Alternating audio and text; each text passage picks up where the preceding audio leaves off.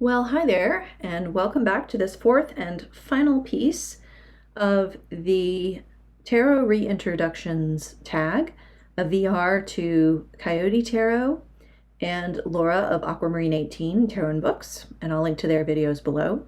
Part 4 has to do with YouTube. Again, I'm not necessarily going to go into a lot of detail here or answer every question, but you can find a more thorough answer on the blog post that's going to accompany this video. The first question is question 15 in this part. What kind of content is your favorite to post and to watch? So my favorite kind of content to watch is anything that advances my learning about tarot. And that can include, I don't really watch instructional videos per se these days. You know, what is the meaning of the King of Cups?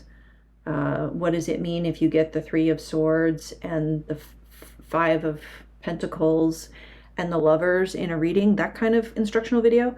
But I do like watching sample readings, whether it's hypothetical questions or whether it's, relaying real questions that people have had in the reading and how they interpreted that. I like any kind of video that talks about different associations that people use, or historic systems of tarot and how, and I don't really even like the word systems because really it's all one thing, but different interpretations of cards or different symbols in cards and, why they might have been used in that time and place and culture, and then maybe how we can use that in a reading today. I like tarot history videos a lot for that reason. I'm also just interested in history. And I like videos that also tell me a little bit about the reader. I like to get to know the people that I watch a lot. And I've actually formed some really great friendships from TarotTube with some individual folks, kind of because I got to know them through their videos initially. And then I was like, hey, I like the cut of your jib. Do you want to hang out? Unfortunately, some of them said yes. So those are kind of my favorite content, really understanding how to become a better reader through looking at other people's examples and experiences and thoughts and ideas. And that's the conversation I wanted to kind of support and continue on this channel, and that's why I started this channel. And then question 17 is, knowing what you know now about YouTube or TarotTube, is there anything you would do differently?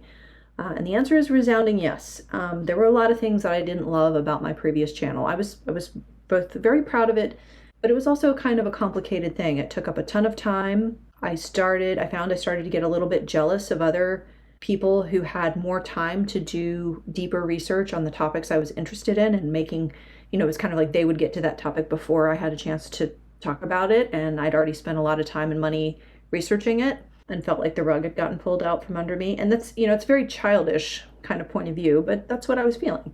I wasn't so proud of some of the, I would say, pro-consumerist videos that I was making.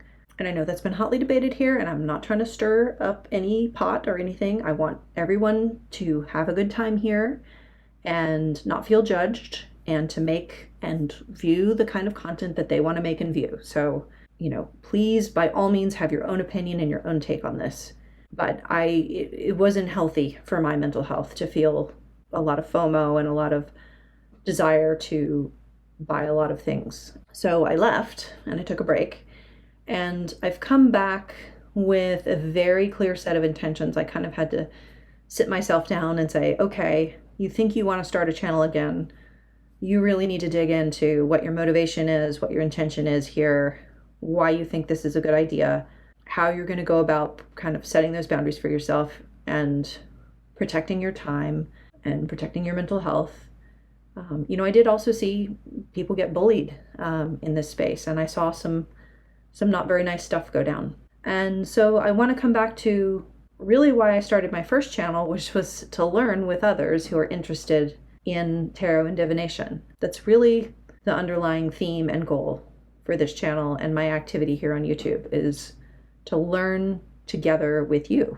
And so to do that, I realized, I don't necessarily need to show my face. I don't necessarily need to reveal a ton of personal information. I want to be reassuring and for you to understand that I am a real person, but at the same time kind of guard my privacy, not even so much from humans, but from the corporation that owns YouTube and, all the AI technology that they have built into the platform now.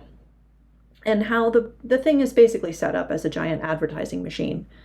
We're here kind of using it against what it's meant to be used for. And that makes things kind of difficult and adversarial at times. So just being very aware of that and, again, putting boundaries in place is what I'm doing. And I'm also not going to necessarily be copying what other people do, which I think is very natural. When you first start a channel in any space, it's usually because you've been watching that content for a while and you like that content, and so you feel compelled to kind of copy what others are doing.